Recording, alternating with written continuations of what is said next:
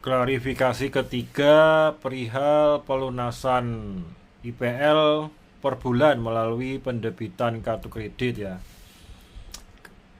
Saya perlu membuat klarifikasi ini karena pada bulan lalu tagihannya melalui WhatsApp itu masih per 6 bulan ya untuk IPL dan Sinking Fund. Sebelumnya kami sudah mengajukan permohonan perubahan ya, yang tadi semula 6 bulan untuk dirubah menjadi per bulan ya. Itu harus melalui proses administrasi mengajukan surat permohonan perubahan. Nah, surat permohonan yang disuruh menggunakan materai itu saya tolak karena tidak jelas dasar hukumnya apa. Saya sudah tanyakan, tidak diberitahu juga.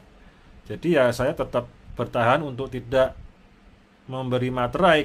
Tidak bisa sembarangan kita tanda tangan di surat bermaterai ya. Kalau tidak ada dasar hukum yang benar atau tidak ada dasar hukum yang kuat atau kita tidak setuju, itu tidak bisa dipaksakan untuk bertanda tangan surat bermaterai. Jadi pengajuan perubahan pelunasan itu tidak perlu tanda tangan di surat bermaterai, cukup tanda tangan permohonan saja, tidak perlu ada materainya. Jadi kita warga itu ya harap mau belajar mengenai hukum yang benar itu bagaimana. Ya kalau mereka ngotot ya bilang aja, apakah kamu itu mau bikin negara sendiri pakai hukumnya sendiri atau bagaimana? Gituin aja. Nanti kalau ada yang dia jawab ya mau bikin negara sendiri ya kasih tahu saya, nanti akan dibantu gitu. Jadi sekali lagi pada hari ini saya baru mendapatkan kwitansi pelunasan itu ternyata bisa berhasil per bulan pelunasannya melalui kartu kredit.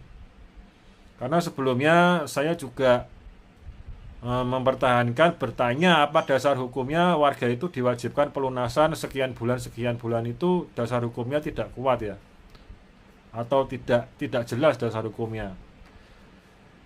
Jadi sekali lagi apa yang diperjuangkan sesuai dengan hukum atau perundang-undangan atau peraturan resmi dari negara itu dasar hukumnya bisa kita perjuangkan sebagai warga ya, sebagai hak kita sebagai warga ya, kita bisa minta atau menuntut hak kita gitu loh, jangan sungkan-sungkan gitu loh. Dan kalau kita memang ada kesalahan pun kita bersedia untuk meminta maaf, tetapi kalau mereka yang salah juga kita bisa meminta maaf kepada warga gitu loh, jangan mau enaknya sendiri, menangnya sendiri, seakan-akan mau membuat negara sendiri. Seperti itu yang perlu diingatkan kepada mereka. Ya kita berusaha untuk fair aja, fair, cenglinya tuh gimana gitu loh. Seperti itu. Sekali lagi bahwa pelunasan IPL per bulan itu sudah berhasil dilunasi per bulan ya melalui pendebitan kartu kredit. Ya hal ini saya sampaikan di dalam grup peduli warga dan bisa disampaikan kepada warga lainnya. Hal ini untuk meringankan pengeluaran kita ya.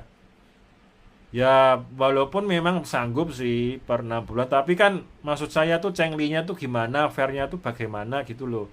Itu aja. Dan kondisi ekonomi tiap keluarga, tiap pribadi kan berbeda-beda. Ya kita harus punya empati kepada mereka yang mengalami kesulitan dan lain sebagainya. Ya kita tidak bisa memaksakan untuk pelunasan sekian bulan sekaligus tuh ya nggak bisa gitu loh, karena dasar hukumnya pun tidak bisa memaksakan kepada warga atau kepada konsumen.